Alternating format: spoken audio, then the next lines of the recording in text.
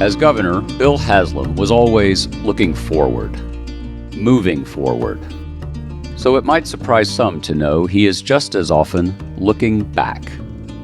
Bill Haslam loves history, which explains his passion for this place, the Tennessee State Museum. But more on that in a minute. First, a little about Bill's own history. William Edward Haslam was born in 1958 in Knoxville, Tennessee, the third child to Jim and Cynthia Haslam. He was a good student, but, as even he would admit, was more interested in sports. Bill was also active in Young Life, a Christian organization where he would later serve as a national leader. After high school, he studied history at Emory University, with plans to one day teach, or perhaps become a minister.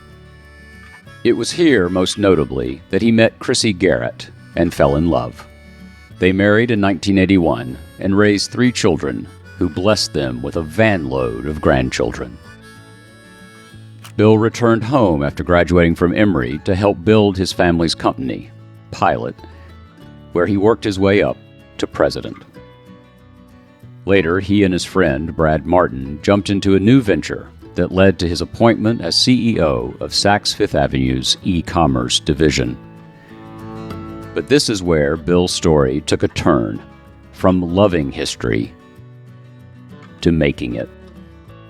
During a conversation with his friend and then Chattanooga Mayor Bob Corker, Bill considered, for the first time, life in public service. And so, in 2003, he ran for mayor of Knoxville, and he won. Bill thrived as mayor, but felt a calling to consider more. So, on January 6, 2009, he announced he was running for governor. Hey, I'm Bill Haslam. Hi. Hey, how's it going? Running for governor. Would love to have your vote. He and Chrissy were naturals on the campaign trail, knocking on thousands of doors and visiting all 95 counties. Tennessee has to have a governor that has the right experience. The 6.5 years I've been mayor, I think is great preparation for being governor. After a competitive primary, he went on to win the general election, taking 65% of the vote. As your governor, I promise to be a good listener and a continuous learner, to lead with grace and humility, and when faced with adversity, to respond with determination. Governor Haslam immediately started work on his priorities. He had promised to make government more efficient and more effective, and to be a good steward of taxpayers' money. As we slowly reverse the negative trends of the economic downturn that gripped our state and nation, we will be diligent in watching the weight of state government, going on a diet of efficiency and effectiveness. State government will live within its financial means, and a top-to-bottom review will set priorities and establish measurable goals. By the time he left office, his administration had overhauled the state's employment system, making sure state employees were rewarded for great service. He'd cut more than $575 million in recurring spending, passed the largest tax cut in Tennessee history, more than tripled the state's rainy day fund, and helped Tennessee earn a AAA bond rating, all while maintaining the lowest debt per capita in the country. And the rest of the country noticed. Tennessee was seen as a laggard in the field of public administration, but today it's a leader, wrote Governing Magazine. Tennessee offers a compelling example of what conservative government can deliver. Governor Haslam was equally effective at recruiting jobs. He talked about the importance of helping the state's existing companies expand. Recruiting the big headquarters from out of state gets all the attention, he would say, but it's helping existing businesses expand that really drives growth. By the end of his 2 terms, Tennessee had gained 450,000 new jobs, and its median household income had increased 6%, more than double the national rate.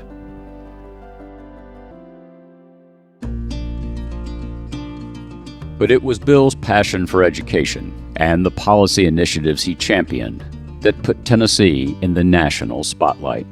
This is the time to continue significant education reform and shame on us if we let this moment escape without meaningful action. His administration began by focusing on the state's K-12 education system. They developed higher academic standards and strengthened education accountability. And by 2013, Tennessee was named the fastest improving state in the country for K-12 academic gains. No state ever has shown the gain that Tennessee made this year. During Haslam's tenure, Tennessee spent more than $1.5 billion on K-12 education, $500 million of it dedicated to improving teacher salaries. By the time Bill left office, high school graduation rates were the highest ever. The governor was also concerned about the number of students who weren't pursuing education or training after high school. So he recruited Knoxville entrepreneur Randy Boyd for help. Together, they created the Tennessee Promise, the nation's first statewide program providing high school graduates 2 years of college tuition-free. Today, the governor of Tennessee signed a law that promises free community college tuition to every high school graduate in the state.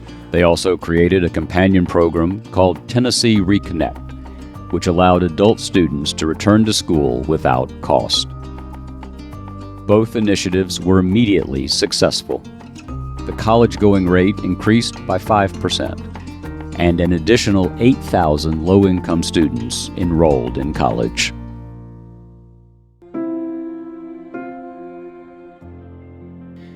There was another thing Bill Haslam wanted to accomplish before he left office, and that brings us back to his love for history.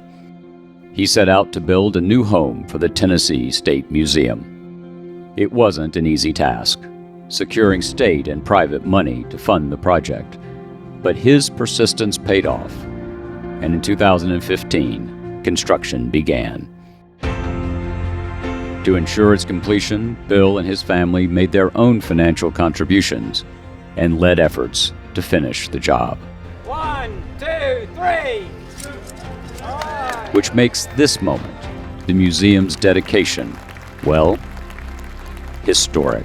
Tennessee's story is America's story, and we have a history that maybe outpunches our weight class. As a history lover, the Museum for Bill is a deeply personal project, and as a history maker, it's one that deserves his name.